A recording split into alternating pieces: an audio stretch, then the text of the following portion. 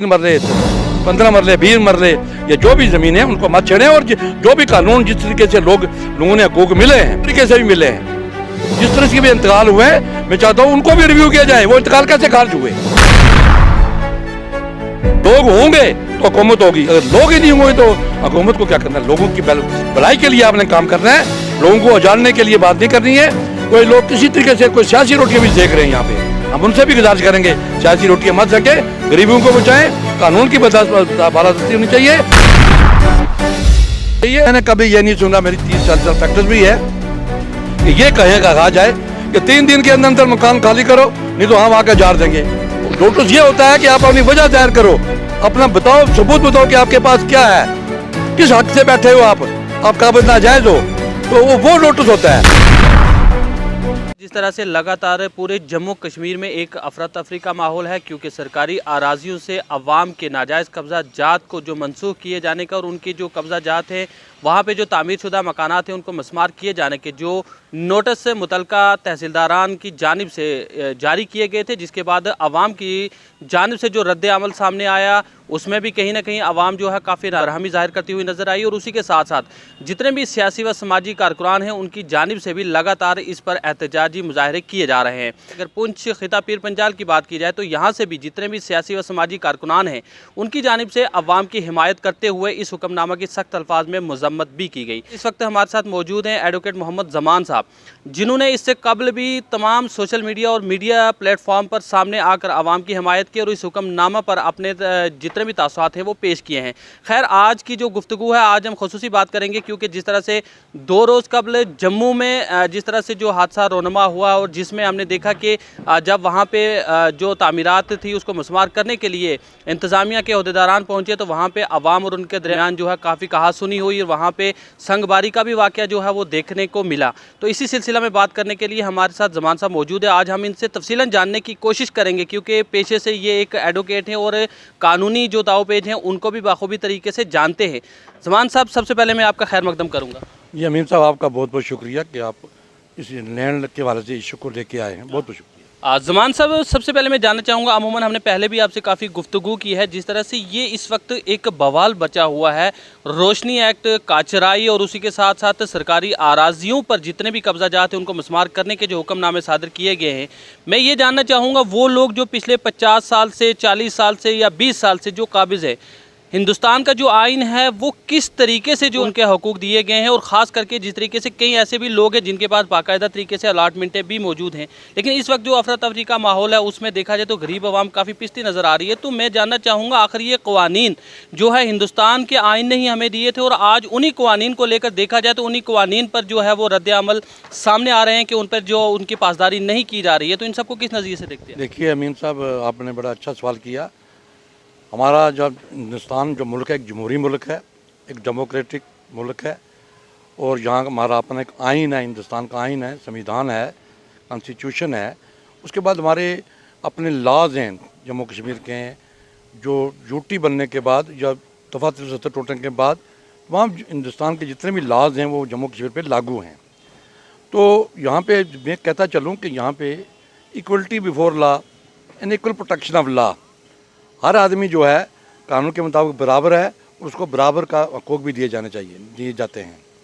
और मैं समझता हूँ कि ये जो आपने हुक्मनामे की बात करी, ये हमारे पहले तो चीफ सेक्रेटरी साहब ने एक सर्कुलर निकाला था कि 3 महीने के अंदर अंदर इनको बेदखल करें, इनकी इंक्रोचमेंट रिमूव करें, इनकी कंस्ट्रक्शन दूर करें। उसके बाद रेवेन्यू सेक्रेटरी ने भी क्या किया कि एक 9 जनवरी को आर्डर निकाला कि इनको रिमूव करें, रोशनी एक्ट के हवाले से करें। जहाँ तक रोशनी एक्ट का हवाला है वो judgement honourable chief justice Geeta Mittal और उसकी पीठ ने दी थी 2019 में, जब ये मतलब 370 और 35 ये टूटने के बाद ये लागू लगी थी। और इसमें ये फैसला आया था कि जितने भी जो रोशनी एक्ट के हवाले से जो काबिज नाजायज़ हैं या बड़े बड़े ब्रोकरेज हैं या जड़े बड़े बड़े लैंड माफिया हैं या जो भी लोग जिस तरह से काबिज हैं उनको देखकर उनको रिमूव किया जाए, उनकी ज़मीन को से बेदखल किया जाए। एक तो ये आई। एक और जजमेंट 2011 में आई थी जो हमारी Jagatpal Singh versus state of Punjab and Haryana 2011 में आई। उसमें honourable chief justice of supreme court ने ये फैसला दिया था कि जितनी भी स्टेट्स जम्मू के हिंदुस्तान की हैं उसमें ये लागू करें, एक बाईलाज बनाए और उसका चीफ सेक्रेटरी बनाए। और हमारे चीफ सेक्रेटरी ने भी जम्मू कश्मीर में 2014-15 में एक बाईलाज बनाए, लाज बनाए, और उसके बाद किस तरीके से ये इम्प्लीमेंट होगा, ये 2014 का फैसला वो किया। और वो तमाम डिस्ट्रिक्ट के जो है ना डीसी साहब उनको भेजी गई थी, जितने 20 डिस्ट्रिक्ट हैं चीफ सेक्रेटरी ने भेजी थी। उसमें भी यही लिखा था कि उस सुप्रीम कोर्ट का हवाला दे के कि अब जो आदमी भी आप अक्षर लोगे तो जो रूल बने गए थे उसमें ये कहा गया था कि उसको सुना जाए, उनको नोटिस दिया जाए, उनको बुलाया, बगैर सुने कोई इस किस्म का आर्डर पास मत करें, ये आर्डर था। तो ये दोनों जब हम क्लब करें तो ये उस हिसाब से ये इम्प्लीमेंटेशन जम्मू कश्मीर की हुकूमत जो है करने जा रही है। मैं समझता हूँ कि दोनों जजमेंट्स में वहाँ में भी कहा था कि ला के जो कानून कहता है वो कहता है कि एक नोटिस दें। अभी अब आपने बात की जम्मू कश्मीर में जो नोटिस गए हैं, नोटिस भी लीगली होने चाहिए। नोटिस में ये कहा जाना चाहिए कि 7 दिन का, 10 दिन का, 5 दिन का वक्फा दें और कहें कि आप अपना वजह बताओ, अपना रिकॉर्ड दिखाओ, अपना डॉक्यूमेंट बताओ कि आप किस चीज़ से इस ज़मीन पे बैठे हो। तो वो लिख के देगा, लिखित रूप में देगा कि मैं कैसे से बैठा हूँ, मेरा कोई इंतकाल है, मैं काबज़ हूँ, मैंने किस तरीके से काबज़ हुआ हूँ, उस हिसाब से ये होता है।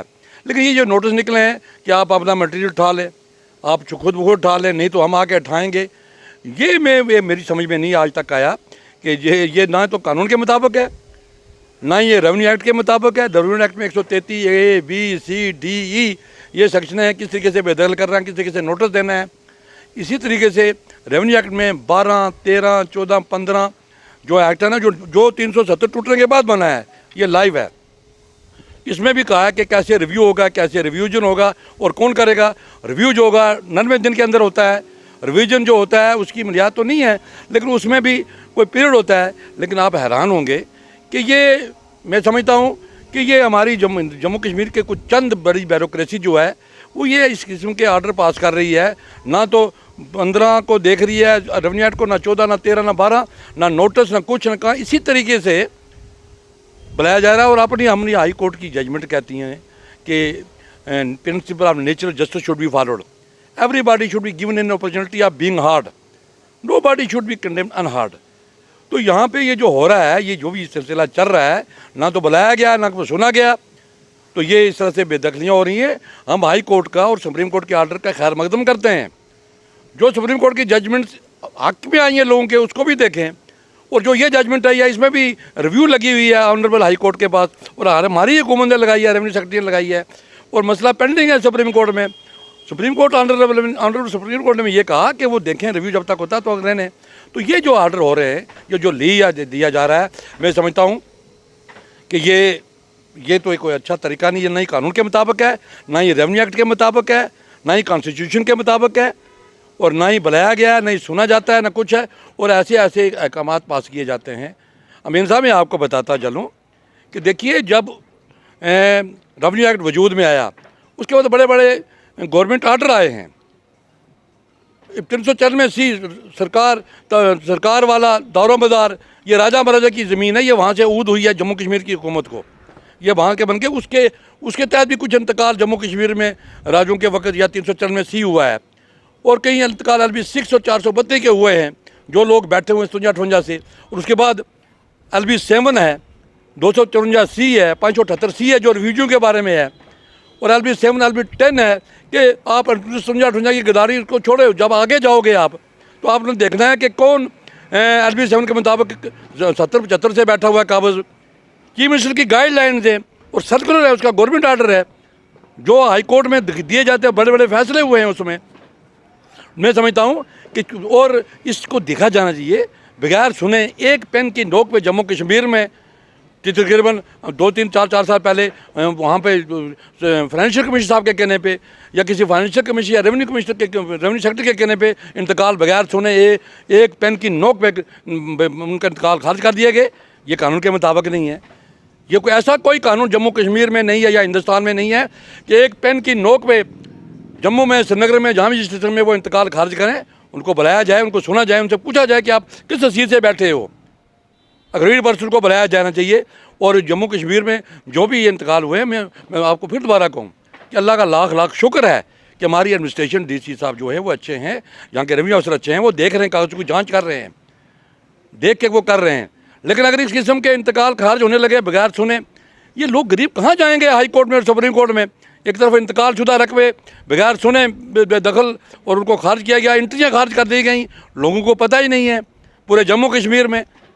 मैं समझता हूँ ये लॉलेसनेस है। हम हिंदुस्तान के प्राइम मिनिस्टर से नरेंद्र मोदी से गुजारिश करेंगे और हम हिंदुस्तान के होम मिनिस्टर से, क्योंकि यूटी बनने के बाद दफा 335 टूटने के बाद ये तमाम जम्मू कश्मीर हिंदुस्तान के अंडर है, तो ये ले दे के हम लेफ्टिनेंट गवर्नर साहब से गुजारिश करेंगे, देखेंगे कि ये कोई, मुझे लगता है कि 5-6 जो आला उधर पर बैठे हुए हैं वो नहीं चाहते कि यहाँ पे अमन शांति भाईचारा इत्तेफाक इत्तेहाद हो, यहाँ लोग आराम से बैठें। ये मेरे भैया, हर आदमी को जिसको भी बेदखल करना है आपने कानून के मुताबिक बेदखल करना है, वो छोटा हो बड़ा हो, हाँ जी, उसको कानून को, हिंदुस्तान का आइन है और हिंदुस्तान का रेवेन्यू एक्ट है, बुला के पूछा जाए और हज़ारों जजमेंटें हैं कि उनको बुला के सुना जाए। और एक और मैं बात बताता हूँ चलो आपको, कि अपनी सुप्रीम कोर्ट की जजमेंट है रविंदर कौर की 2009 में, कि जो भी आदमी, अगर एक आदमी का मलकीती रकबा किसी दूसरे के पास कतर से काबज है तो वो ज़मीन उसकी बन जाती है। 12 साल के बाद अगर बनता है, 12 साल कब्जा होता है, उसका कब्जा मुखालवाना हो जाता है, उसको हक मिल जाते हैं। और इसी तरह अगर स्टेट लैंड पे अगर कोई बैठा हुआ 30 साल से, ये सुप्रीम कोर्ट की जजमेंट है, वो कहती है कि अगर कोई बैठा है उसको एडवर्स पोजीशन मिलेगा, उसको एडवर्स पोजीशन के जो भी होगा, जिसको कब्जा मुखालवाना कहते हैं वो मिलेगा, उसके राइट बनते हैं। लेकिन हम ये कहते हैं कि कानून की बालादस्ती होनी चाहिए, हिंदुस्तान के आइन की बालादस्ती होनी चाहिए, हिंदुस्तान के act, revenue act, agri reform act, active property act की बालादस्ती होनी चाहिए। ये ऊपर से बगैर कानून के मुताबिक अगर ये एक्शन लेना है, ये कानून के मुताबिक नहीं है। हम ये कहेंगे अपने प्राइम मिनिस्टर से, होम मिनिस्टर जी से और सब लेफ्टिनेंट गवर्नर से कि आप इंटरवेन करें और देखें कि ये क्या हो रहा है। जम्मू कश्मीर में एक अफरा तफरी का माहौल बना हुआ है, लोग डरे हुए सहमे हुए हैं।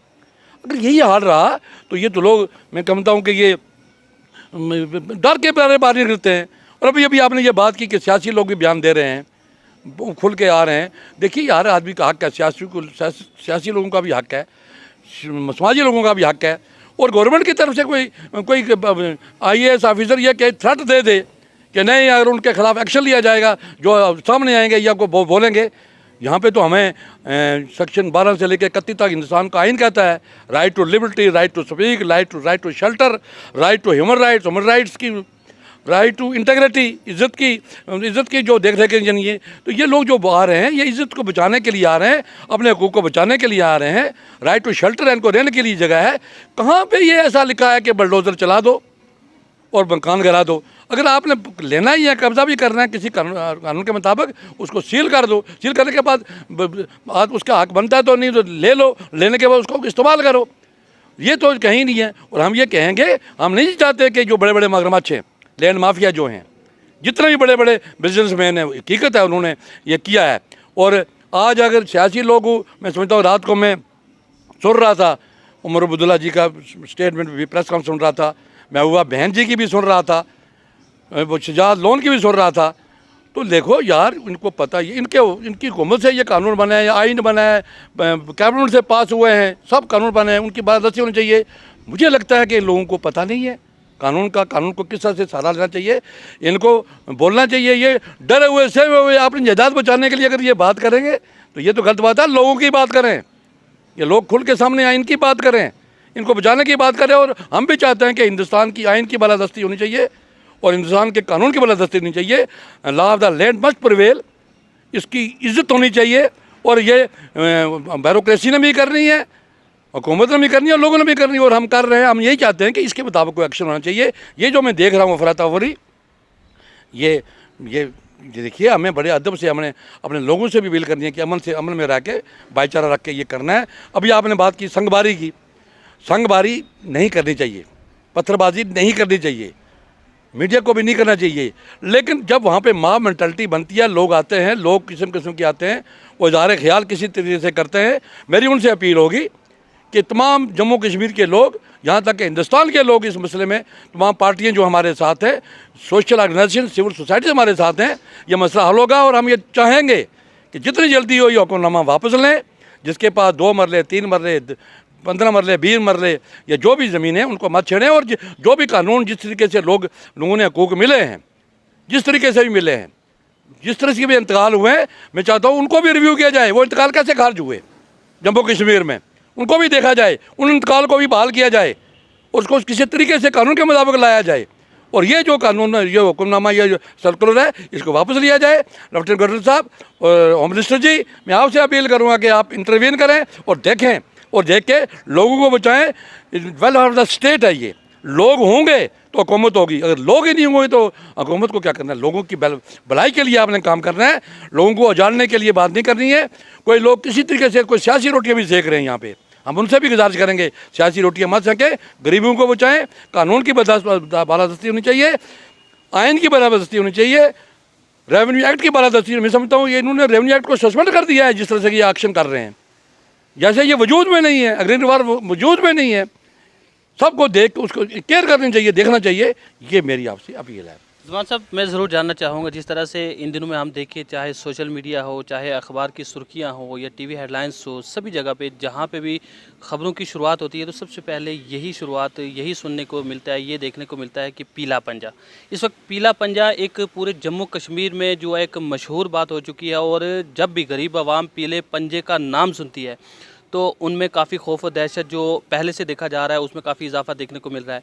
आपको नहीं लगता है कि ये फहरिस्त जो तैयार की गई है माफिया के लिए, ये तैयार की जानी चाहिए थी? लेकिन दूसरी जानिब जहां गवर्नर इंतज़ामिया की जानिब से लेफ्टिनेंट गवर्नर साहब ने खुद बाज़ाते ये कहा कि गरीबों के साथ छेड़खानी नहीं की जाएगी, लेकिन अमूमन हम जब अखबार की सुर्खियों में, सोशल मीडिया में या मीडिया में देखते हैं तो सबसे ज़्यादा गरीब गुरबा अवाम ही सामने आ रही है कि जिनके मकानात पे जो पीले पंजे चलाए जा रहे हैं। आपको नहीं लगता है कि गवर्नर इंतज़ामिया ने जो ये कहा है कि पीला पंजा गरीबों पर नहीं चलेगा, उनको एक तहरीर देनी चाहिए और अमली जामा इसमें पहनाया जाना चाहिए? देखिए, जहाँ तक आपने पीला पंजा की बात करी, पीला पंजा भी तो कानून के मुताबिक होना चाहिए, ये भी आइन के मुताबिक होना चाहिए, ये भी लॉ ऑफ द लैंड के मुताबिक होना चाहिए। पीला पंजा मैं समझता हूँ जैसे यूपी में हम सुनते थे कर चलता था, ये डोज़र चलता था। डोज़र तो किसी कानून में ऐसा है नहीं है कि चला जाए और हरास किया जाए। और जहाँ तक आपने बात करी लेफ्टिनेंट गवर्नर साहब की, उन्होंने कहा गरीब के साथ इंसाफ होगा, उनको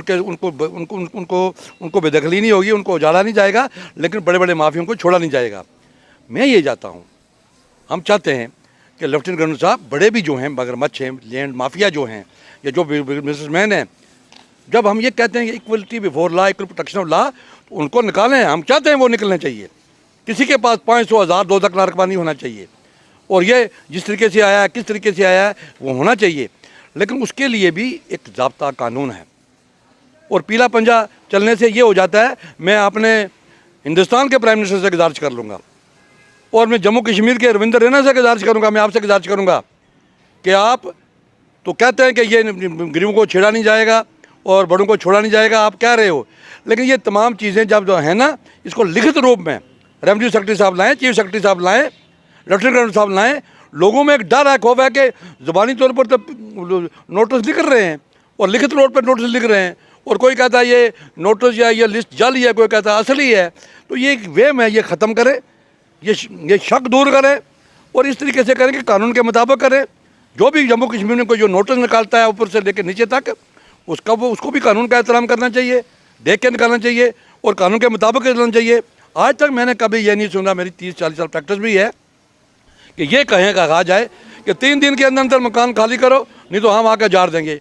नोटिस ये होता है कि आप अपनी वजह जाहिर करो, अपना बताओ, सबूत बताओ कि आपके पास क्या है, किस हक से बैठे हो आप काबिज नाजायज़ हो, तो वो नोटिस होता है। और कानूनी प्रक्रिया जो है ना, वो जो कानून वाजिब जो पूरी की जाती है। तो मैं समझता हूँ कि इसमें इंटरवीन करना होगा। और इसमें ऐसे हालात बन गए हैं, मैं समझता हूँ कि देखिए तरह तरह के बयान आ रहे हैं, कोई इसको किसी तरीके से ले रहा है। अब यहाँ तक ये हमारा अपना मसला है जम्मू कश्मीर का, ये किसी के बाहर का मसला नहीं है। और यहाँ के लोग अगर कोई मीडिया पे कोई थ्रेट्स दे, कोई ऑफिसर थ्रेट्स दे या कोई बाहर की ऑर्गेनाइजेशन थ्रेट्स दें, तो ये भी गलत है। हमें आइन के मुताबिक चलना है, कानून के मुताबिक चलना है। और हमें अपनी हुकूमत से कहना है कि ये लोग गरीब लोग हैं, ये हाई कोर्ट, सुप्रीम कोर्ट या किसी कोर्ट में नहीं जा सकते। इन लोगों के साथ इंसाफ किया जाए और इंसाफ करने के बाद इनको दिया जाए, ज़मीन दी जाए। और जितने भी पुराने कानून हैं जो आज तक लागू हैं, एक चीफ मिनिस्टर की गाइडलाइन है 3, जिसमें के जो आदमी 65 से जिसका कुम्भा लगा है और 71 से काबज है उसको दो। रिफ्यूजियों के लिए बने 275C, 578C लोकल के लिए बने हैं, रिफ्यूजी के बने हैं। तो ये कानून कहाँ छोड़ेंगे आप? क्या ये ख़त्म हो गए हैं? क्या रेवेन्यू एक्ट ख़त्म हो गया, सस्पेंड हो गया है? इस पर गौर करें। वो जो ऑफिसर जिन्होंने आज तक किया है, जिन्होंने बिला वजह बगैर पूछे बगैर सुने जो इंतकाल खारिज किए, उन ऑफिसरों को जम्मू कश्मीर में जो जिसने ये हुक्म दिया है बड़ा अफसर, वो फाइनेंशियल कमीशन करो, उसके खिलाफ तो एक्शन होना चाहिए। क्यों ना एक्शन हो? अगर वो कानून अपने हाथ में लेंगे, किसी को भी हक नहीं है कि वो कानून अपने हाथ में ले। कानून के मुताबिक, आइन के मुताबिक चले तो पूरी जम्मू कश्मीर, पूरी अवाम आपके साथ है।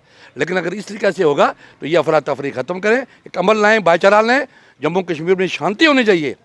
एक तरफ हम बॉर्डर में बैठे हुए अपने बॉर्डर की हिफाजत कर रहे हैं। हमने 65 की जंग देखी, हमने 71 की जंग देखी, हमने इंसर्जेंसी देखी, हमने इतने तो कुछ देखा है। और ये सब होने के बावजूद ही अगर इस तरह के से लोगों के साथ कानून का पालन नहीं होगा, आइन का पालन नहीं होगा, तो ये लोग कहाँ जाएंगे? ये लोग कहाँ अदालतों में जाएंगे? इनको खाने के लिए कुछ नहीं है। इस पर गौर करें लेफ्टिनेंट गवर्नर साहब, मैं आपसे अपील कर रहा हूँ। आप बड़े मंजे हुए पॉलिटिशियन हैं, बड़े बुर्दबार हैं और लायक भी हैं।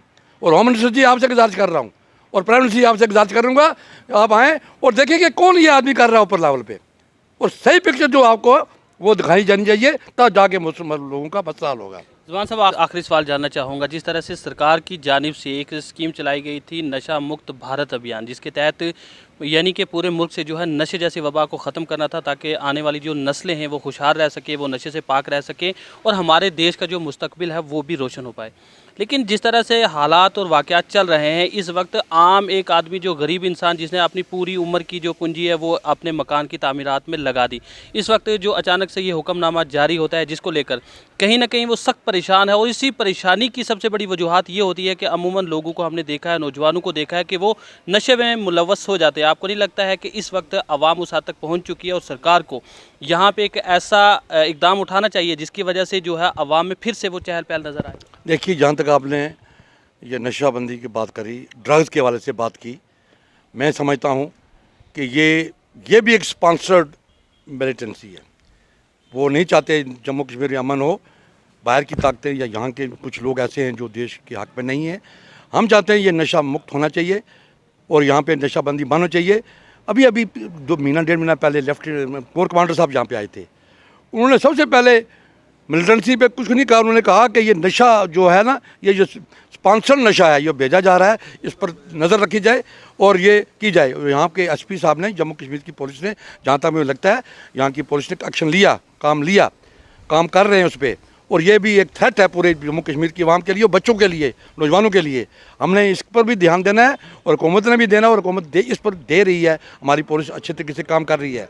अभी आपने बात की, देखिए हमें 19 से लेकर कोरोना में मुतबला थे, कोरोना चल रहा था, 2, 2.5 साल 3 साल कोरोना रहा, और तमाम जम्मू कश्मीर में, पूरे हिंदुस्तान में बाहर के मुल्क जो लोग नौकरियां या मजदूरी करने के लिए बाहर के मुल्कों में गए थे, वो कोरोना में वापस अपने अपने घरों में आ गए, अपने अपने स्टेटों में आ गए। और जम्मू कश्मीर के लोग भी जहाँ जहाँ थे वापस आ गए। यहाँ पे तो भूखमरी है, यहाँ पे खाने के लिए कुछ नहीं है। अभी भी कोरोना से बाहर निकले नहीं जा रहे हैं लोग। नशा, ये जो ड्रग्स के से बाहर निकले जा रहे हैं, ऊपर से ये कानून, ऊपर से ये हालात, इस पर भी गौर करना होगा हिंदुस्तान की हुकूमत को, जम्मू कश्मीर की हुकूमत को। और हम चाहते हैं कि हमारे जम्मू कश्मीर का नाम फ़ख्र से लिया जाए अक़वाम मुत्तहिदा में, बाहर जाके, तो हमारा नाम रोशन होना चाहिए जम्मू कश्मीर का, हिंदुस्तान का, इंटरनेशनल पॉलिटिक्स में, जम्मू कश्मीर हिंदुस्तान की पॉलिटिक्स में। लेकिन अगर इस किस्म की बातें होंगी तो इससे हमारी बदनाम होती है। मैं अपील करूँगा कि आओ मिलजुल के अमन से, शांति से, भाईचारा से, इत्तेफाक से रहें, अपने जम्मू कश्मीर की इज़्ज़त करें, लोगों की इज़्ज़त करें। और फिर आपकी मीडिया से मैं गुजारिश करूँगा, आपकी वसासत से, जहाँ जहाँ भी ये आप एक अच्छा मैसेज लेके जाएगा बाहर। हम चाहते हैं कि यहाँ पे गरीब एक वेलफेयर स्टेट बने, लोग जिए और जीने दो, उनका राइट, रोटी कपड़ा और मकान देने दो, उनको रहने दो। लेकिन एक्शन जो भी लें बड़े बड़ों के खिलाफ, वो भी लें, ज़बरदस्त लें, हम आपके साथ हैं, लेकिन वो भी कानून के मुताबिक लें। ज़ुबान साहब, आपने अपना कीमती वक्त दिया, इसके लिए बहुत बहुत शुक्रिया। आपका भी बहुत बहुत शुक्रिया मीन साहब कि आप एक बड़े इशू को लेके आए हैं और बड़े अच्छे जेन्युइन इशू आपने लिए हैं, तो बहुत बहुत शुक्रिया आपका। ये थे हमारे साथ एडवोकेट ज़मान साहब, जिन्होंने इससे कबल भी जो है इस हुक्मनामा पर अपने ख़यालात का इजहार किया है। और आज जिस तरह से साफ़ तौर पर इनका ये कहना है कि हुकूमत की जानिब से जो फ़ैसला लिया है वो उसकी जो सराहना करते हैं, लेकिन साथ ही उनका ये भी कहना है कि हुकूमत को ये भी चाहिए कि जहाँ हिंदुस्तान की जो सबसे बड़ी अदलिया है सुप्रीम कोर्ट, उसका जो फैसला है उसको भी मद्देनज़र रखा जाए, क्योंकि उसके आइन के मुताबिक ही जो अवाम के लिए कोई ऐसा ठोस इकदाम और ऐसा हल किया जाए ताकि आने वाले मुस्तकबिल में अवाम को उसकी बेहतरी जो है वो कहीं ना कहीं देखने को मिले। साथ ही इनका ये भी कहना था कि कोई भी अवाम जो है वो ये नहीं चाहती है कि हुकूमत के कोई फैसले गलत है। हुकूमत जो भी फैसले लेती है वो अवाम की बेहतरी के लिए लेती है, लेकिन कुछ फैसले ऐसे होते हैं जहाँ गरीब अवाम को काफ़ी ठेस पहुँचती है। और इस वक्त जिस तरह से गवर्नर इंतज़ामिया और बिलखुसूस लेफ्टिनेंट गवर्नर साहब की जानिब से जो कहा गया है कि गरीब गुरबा को छेड़ा नहीं जाएगा और माफिया को छोड़ा नहीं जाएगा, तो अमूमन जहाँ पे भी देखने को मिलता है गरीब गुरबा अवाम ही सामने आ रही है, जहाँ पे उनकी जो मकानात है उनको मिसमार करने के लिए जो है कोशिशें की जा रही हैं। और वहाँ पे गरीब गुरबा अवाम जो है हुकूमत से अपनी पुरजोर अपील लेकर सामने आ रही है कि उनके साथ इंसाफ किया जाए। तो उम्मीद करते हैं जिस तरह से जम्मू कश्मीर की गवर्नर इंतज़ामिया की जानिब से भी बार बार ये कहा जा रहा है कि गरीब गुरबा अवाम के साथ छेड़खानी नहीं की जाएगी, तो उम्मीद यही कर सकते हैं कि आने वाले वक्त में इस हुक्मनामा पर जो है वो पूरे तरीके से वो इस पर अमली जामा भी पहनाएंगे और साबित करके दिखाएंगे। और ख़ास करके इस वक्त जो लोगों में एक खौफ और दहशत का माहौल बना हुआ है, वो खौफ और दहशत का माहौल कम करने के लिए भी हुकूमत कोई अहम इकदाम उठाएगी ताकि आने वाले वक्त में अवाम के दिलों से इस तरह के जो ख़यालात हैं वो भी निकल पाए। तो उम्मीद करते हैं कि आज की इस गुफ्तगू से अवाम तक खसूसी जो पैगामात वो पहुँचे होंगे और अवाम काफ़ी इससे शऊर बेदारी भी हासिल करेगी। और ख़ास करके ये भी उम्मीद करते हैं कि हुकूमत जो है जल्द से जल्द इस खौफ और दहशत को ख़त्म करने के लिए कोई अहम इकदाम उठाएगी, जिसकी वजह से आने वाले वक्त में अवाम को फिर से वही मनाजिर जो चहल पहल के देखने को मिलते थे वही देखने को मिले और अवाम में जो खौफ और दहशत का माहौल है वो भी ख़त्म हो पाए। तो आज की इस गुफ्तगू में मेरे साथ बस इतना ही। अपने मेज़बान मोहम्मद अमीन को दीजिए इजाज़त। अल्लाह हाफिज़।